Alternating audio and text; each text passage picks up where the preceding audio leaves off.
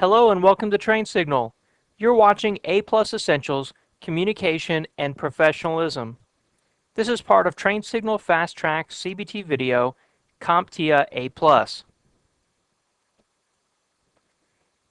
In this video, we're going to learn about what A Plus technicians need to know to display professionalism and excellent communications in their career. Topics we're going to cover are the importance of communication and professionalism, what makes you a good communicator, how do you appear professional, and telephone and email support.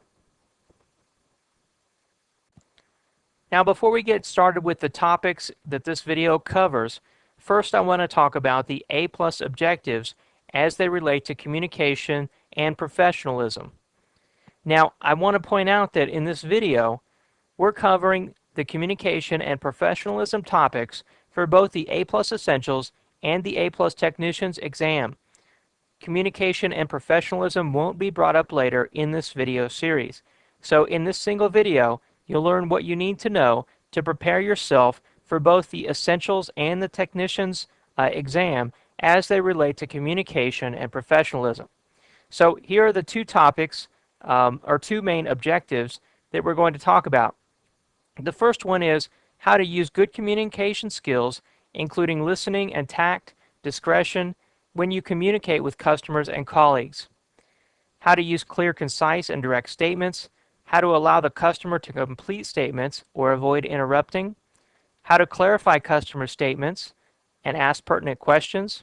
How to avoid using jargon, abbreviations, and acronyms. And how to listen to customers. The second main objective is how to use job-related professional behavior, including notation of privacy, confidentiality, and respect for the customer and customer's property.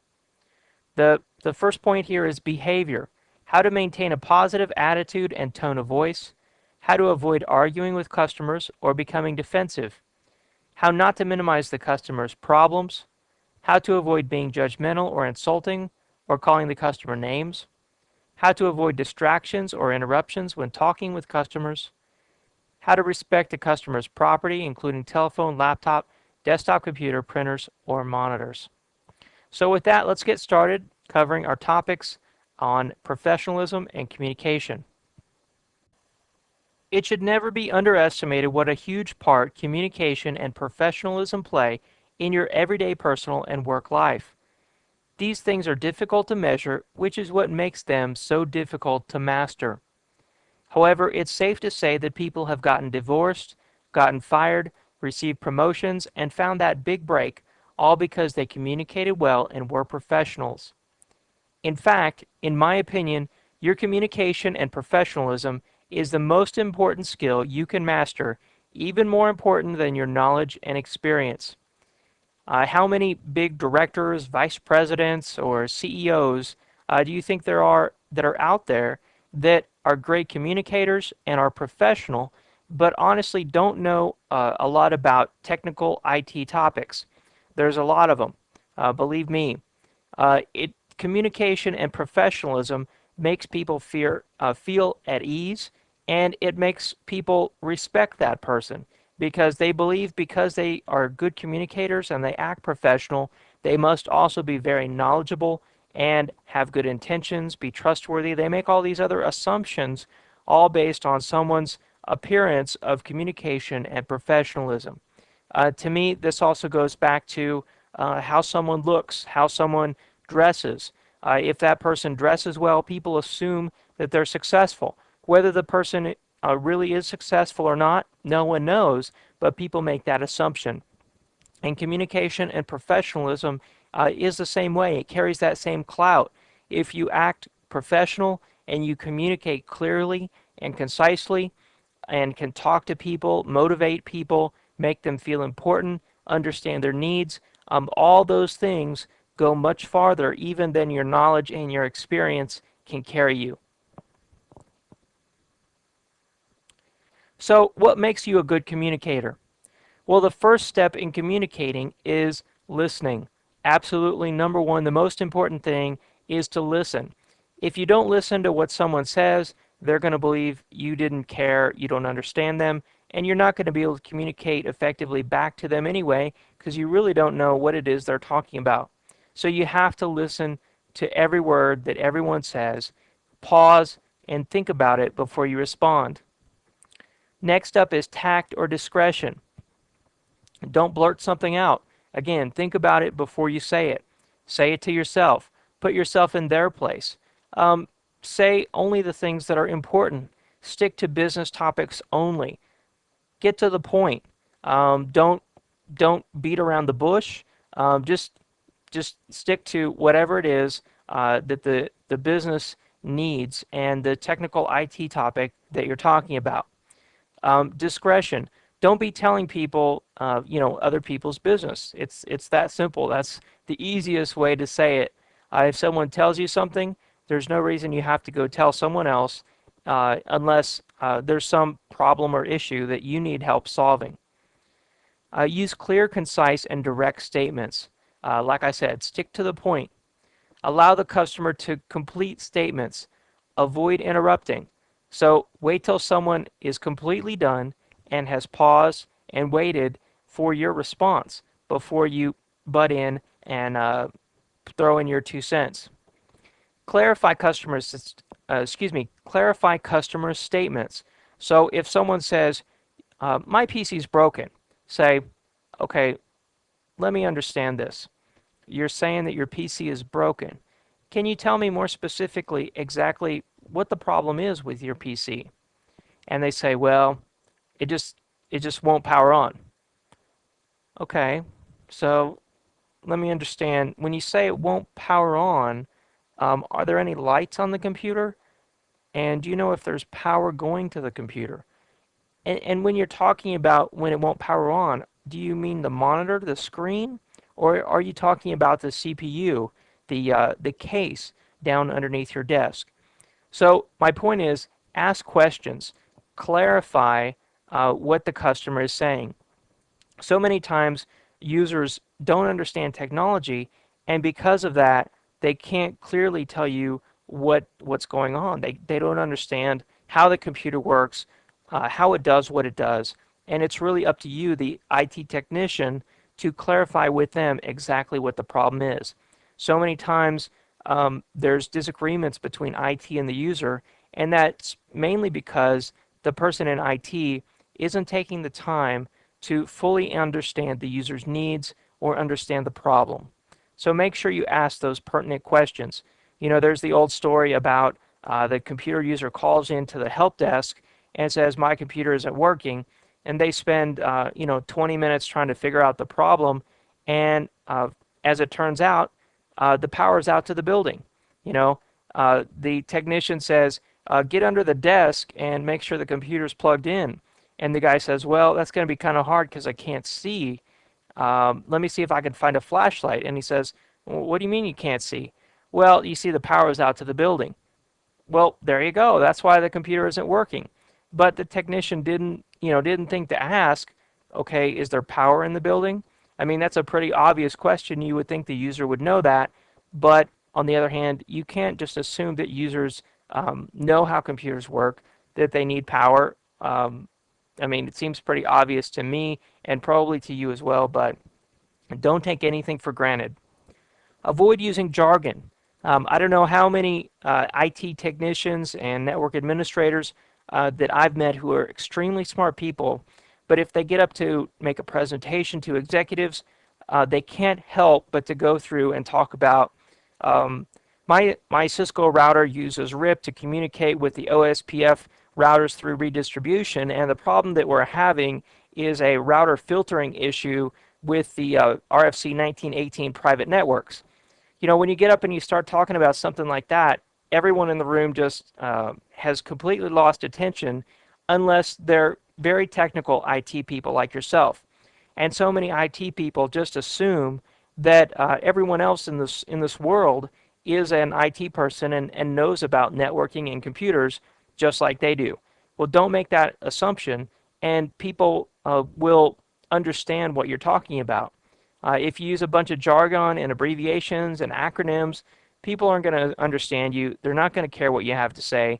In fact, they're just going to get frustrated and talk to somebody else who can answer their question clearly and concisely. So that's what it takes to be a good communicator. Next up, how do you appear professional? And notice that it says appear professional, because professionalism is all about appearance. People look at your appearance, how you act, what you say, how you move your arms, how you dress, how you listen, the things you say. People take all those things into account and try to come up with some level of your professionalism. So, first off, behavior. Notation of privacy. Keep things private. There's no reason to be talking about what someone else told you. Confidential. Many IT people are exposed to usernames, passwords. They're able to get onto the file server, the email server. You don't want to get into other people's important confidential documents. They could be personal, they could be company related, but it's none of your business. Many IT technicians have to go to people's desks, get under their desk, get on their desk, sit in their office for a long time. I don't know how many technicians out there sit in someone's office and start to look at all the things on the desk and start to ruffle through papers, start to look in the drawers. Obviously, all those things are completely improper. And you never want to be caught doing something like that, because you'll be fired. And you just can't recover your career after being fired from something like that. So make sure you maintain confidentiality and privacy. Next up is always maintain a positive attitude and tone of voice. You want to appear positive and happy. Always make positive statements. Never say the network's bad, because bad just carries a completely negative notation, and there's many times, to many people, there's no way that bad can be fixed or turned around to good. If you have a bad apple, you might as well throw the bad apple out, right? There's no fixing a bad apple. So the better way to say that, the positive way of saying that, is the network's experiencing some problems today, or the network needs a switch upgrade to maintain better performance. Those are all just professional, more positive ways of saying the statement that the network's having a problem. Avoid arguing with customers or becoming defensive. If you've ever worked in customer service, you know the old saying, the customer's always right. Well, when it comes to IT, keep that in mind. The customer is right, and your customers most of the time are your end users. They're calling you because their PC is broken. They're calling you because they can't log into Windows. Those customers are your end users. Those are who pays your salary, and you have to think of it that way. So if the customer says, "By golly, my PC's slow," say, "I'm sorry to hear that your PC's slow. Let me see what I can help do to resolve that problem." Never say, "Oh well, just be quiet. Don't worry about it. I'm sure things will get better after the upgrade." You don't want to say something like that. Agree with the end user. Always agree with them first, and then go on and see what you can do to resolve the problem. Don't minimize their problems. Don't make them feel unimportant. Avoid being judgmental or insulting, and never ever call the customer names, of course. You never want to make an end user feel like they're just some kind of dumb computer user. Many people are humble and they say, "Oh, I'm just no good at computers," and say, "No, don't worry about it. You seem very intelligent and good with computers to me. It just looks like you're having one problem with your word processor. Let me see what I can do to help you out." So in that way, you're propping the user up. You're making them feel good, and in the end, when you solve their problem, they're going to feel good about themselves, and they're going to tell your supervisor or your manager, "Wow, that IT technician really helped me out, and he was very positive the whole time he did it." Avoid distractions or interruptions when talking to customers. Turn off your cell phone, put it on vibrate. Give the customer 100% of your attention. No matter who it is you're talking to, you need to make sure that you're giving them 100% of your attention. I don't know how annoying it is to call into a tech support line and you hear a technician laughing or talking to someone else while you're trying to tell them your problem, or you hear them typing away on their keyboard and they sound like they're not paying attention. Many times when I'm talking to someone on the phone and I do need to type on the keyboard, I tell them, I'm entering your ticket in our help desk database now, or hold on just a second while I look up a possible resolution to this problem. So, in other words, you shouldn't be typing unless you're taking notes about what the customer is telling you. Otherwise, the customer could take it as an insult, as you being uninterested in their problem. And remember that appearance is 90% of reality. So if you appear professional, people will believe that you are a professional. Then there's respect for property, respect for the customer's property, respect for telephone, laptop, desktop computers, printers, and monitors. All of this equipment is expensive, high technology equipment that you're working with. These laptops, computers, cell phones, printers, monitors, all these things are very expensive assets that the company has invested in. You never ever want to abuse those assets. You want to take, as best care of those assets as you can. That's why you take every safety precaution. You don't want to, spill a Coke on the server. You don't want to drop someone's computer. You don't want to mess with someone's printer to the point that it doesn't work anymore. Make sure you take care of these assets and show great respect for those. So those are just some things that you need to know to appear professional, and I point these out because I know that professionalism is very important in anyone's career, and there's also some important test questions on the A+ certification exam about professionalism. Next up, let's talk about exceeding expectations. It's not enough just to meet expectations. You don't want to do just the minimum amount of work required to get the job done. You want to exceed expectations.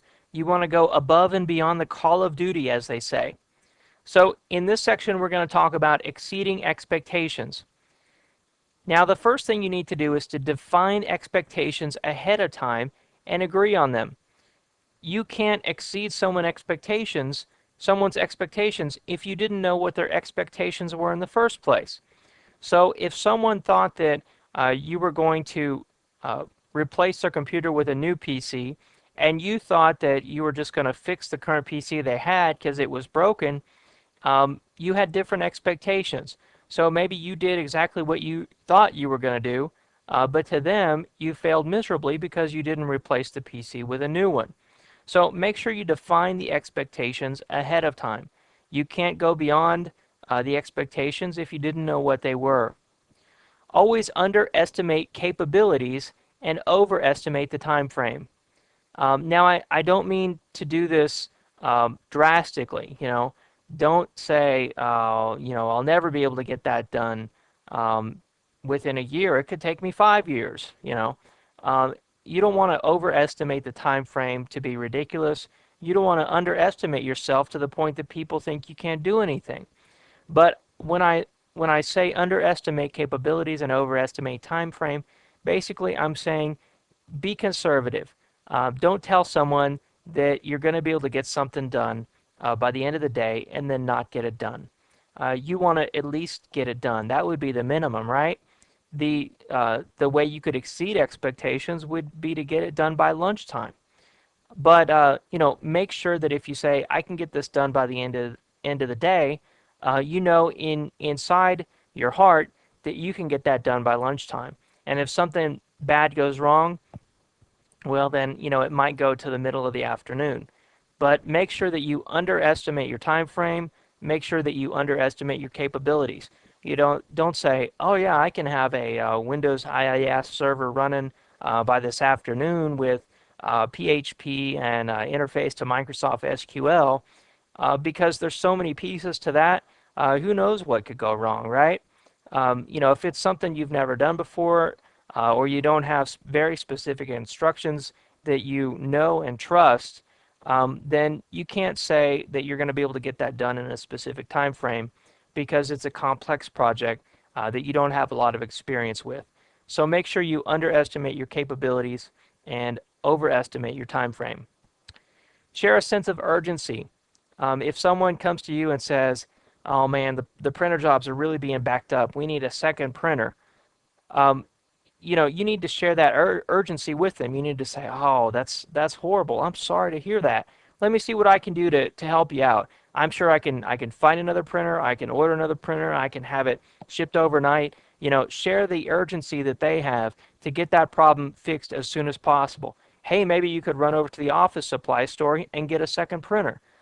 Maybe there's someone who could print the jobs overnight for them and have them ready in the morning. Come up with some ideas to help them on this urgent problem. Maybe you've heard that same complaint 10 times, but you still need to share a sense of urgency with the user so they feel that you really care about their problem. Next up is your job and job duties are important. Keep that in mind. Um, they didn't hire you to work on PCs or to troubleshoot operating systems or work on the network for nothing. Obviously, someone thought that your job was very important, or else they wouldn't be giving you a paycheck every month. Keep that in mind. What you're doing is important and it's necessary. And if you have that attitude in your job every day, you'll be much more successful. Be honest and fair. Um, be honest with people on what you can do and what you can't do. And make sure that you're fair with people. Don't talk about them behind their back. Do to them as you would want them to do to you. Every communication deserves a response. So if someone sends you a question, make sure you email back. If they email back and say thank you, I would email back and say you're welcome. I like every communication from me to be the last communication, or every communication in the conversation, I want the last one to be from me.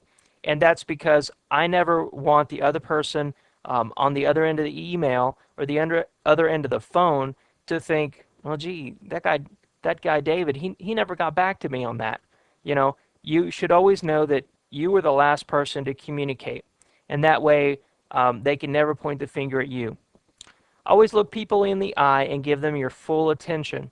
That's one way to exceed expectations. People don't always expect that.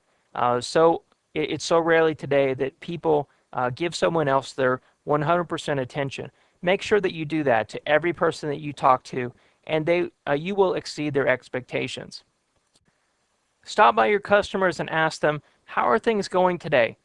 I know a lot of technicians avoid talking to end users at all costs because they know if they talk to an end user and ask them how they're doing, that end user is bound to say, "Oh, my PC's running slow today," or "Hey, my mouse isn't working. Can you fix this? Can you fix that?"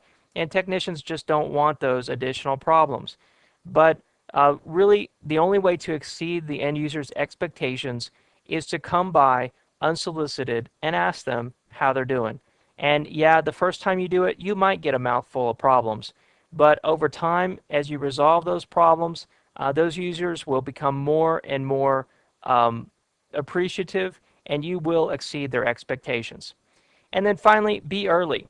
If you have a meeting, or if it's just time to get to work at 7 o'clock, if that's your scheduled time to come in, be there at 6:45. Exceed people's expectations. It's not enough anymore to just meet someone's expectations. No one wants an employee who just comes in and does the bare minimum to get the job done. All managers or employers want employees to exceed expectations. And honestly, that's the only way to get ahead in life and to be perceived as a great communicator, a great professional, and an excellent employee. The only way to do that is to consistently exceed employers' expectations. Now let's talk about telephone and email support. Talking on the telephone and using email to communicate with end users, your customers, is a different situation than talking to them in person. You have to go the extra mile when it comes to telephone and email support because you don't have that face-to-face interaction. You can't see the person's eyes. You can't see the person's hand gestures. You can't see their smile. You don't know how the person's really feeling. All you have are the words on the page, or in the case of the telephone, you have their words, and you can listen to how they say some things to try to understand a little bit better how they're feeling. But you're very limited when it comes to email and telephone support in understanding what the end user really wants or how they really feel. So here's some notes I wrote down on performing the best telephone and email support that you can. First off is to always make sure that you have a greeting or a salutation. Hello, Mr. Smith. How are you doing? And that would be on a telephone or email. Always make sure you greet the person. Make sure you have a valediction. That's not often used, but a valediction is saying, thank you, sir, or sincerely, Joe, if you're signing off in an email. So at the end of a telephone conversation, you say, thanks, Bob, for your question. Appreciate it. I'll talk to you later. So that would be a good ending to your telephone conversation. Nobody wants somebody who just hangs up at the end of a conversation. Make sure you talk in full sentences. That's the best way to communicate is to use full sentences. Make sure you restate the story. Make sure you completely understand the problem before you answer the question. Even if it is an email, it's going to take a little bit longer. There's going to be a few more email exchanges to help you restate the story and understand the problem. Trust me, it's worth it. Never get emotional. Never read into people's emails.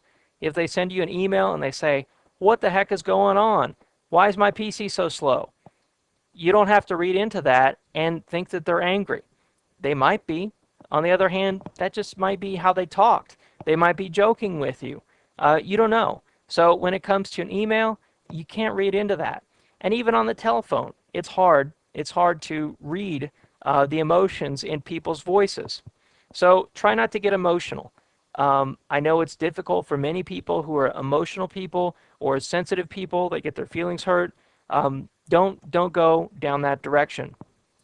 Now, for complex or controversial topics, go visit the person in person if possible. So if someone writes you a nasty email with a bunch of curse words in it, your gut reaction might be to hit reply and type a bunch of curse words back to them. Well, trust me, that's not the best way to handle that problem. If that person is nearby, if you can go talk to them, visit with them, go down and do it. It's the best way to solve the problem. Absolutely, I have no doubt. If the person is far away, call them on the telephone. But don't use email to try to explain controversial topics where there's a lot of emotions or complex topics. If you have some humongous project that's going to take a year to complete, email's probably not the best way to start off that project. Email might be the best way for updates periodically, but not to kick off and plan out this year-long project. Now, never argue with customers. Back to the customer's always right. That's just a general rule. Obviously, sometimes in reality, the customer may be wrong, but do your best to solve that person's problem honestly without getting too emotional. Remember that internal employees are customers too. Now, just because you are on some, say, help desk where people from the public call in and talk to you, you might also have some internal employees that also need your assistance. Keep in mind that everyone is a customer. Anyone who comes to you for assistance is your customer. Make sure that you ask questions for clarification. Back to restating the story.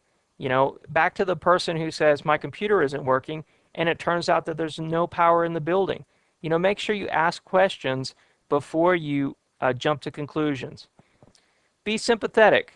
You wouldn't be happy if you were experiencing the same problem that this user had either. So, if the person calls and says, gee, my computer has locked up 10 times today and I'm mad, say, I'm sorry about that. I know I would be pretty upset if my computer locked up 10 times today too. Let me see what I can do to help you. There's so many technicians that just have no sympathy for the end user. They say, well, so did you reboot it? Well, why don't you send it in for replacement? We'll ship you out a new one in a couple weeks. Be sympathetic to the person. You wouldn't be happy if you had their problem either. Apologize for the trouble. I'm sorry about the problem you're having. Let me see what I can do to help you out. Be flexible. within the requirements of the company or the rules or the structure that you have, try to be flexible and accommodating to the people that you're talking to your customers. That's what people really want is they want you to show that you really care about their issues and that you're willing to do whatever it takes to get it done within reason. Next, you should always take responsibility for the problem, whether it's your fault or not. So if someone calls in and says, hey, my connection to the network has gone down 10 times today, you don't want to say, oh, yeah, it's Bob's fault. He's the network administrator and he's always messing up the switches and routers. I'll send it over to him and, or maybe you should call Bob and talk to him about it because he's the one always messing the network up. I'm sure it's nothing I've done. That's not what you want to say. You want to take responsibility because no matter whether it really is Bob's fault or it's some outside provider like a telecom carrier or it's the software vendor's fault, no matter whose fault it is, you're talking to the end user and the end user is bringing the problem to you and you're part of the information systems or information technology department. And so no matter whose fault it is, you need to take responsibility for it and accept it. Say, I'm sorry to hear that. I'm sure there's something that I can do to help you out. Let me see what I can do to get your problem fixed. It may or may not be in my area, but I will do the best job I can to get to the person who's responsible for that problem, solve it, and get back to you. I'm sorry about all the trouble you're having. So those are the types of things you need to say to the end user to make sure that they feel that you've taken responsibility, that you're apologizing for the trouble, that you're restating the story, you're being sympathetic to their needs, and you're being flexible, and you're willing to do whatever it takes to get that job done. And with that, we've reached the conclusion of our video. In this video, we talked about the importance of communication and professionalism as they relate to the A+ Technician and Essentials exams. We learned about what makes you a good communicator and how do you appear professional. And then finally, we talked about some specific things you should know about when it comes to telephone and email support and how those are different from regular face-to-face computer support. With that, that's the end of our video on communication and professionalism. Thank you.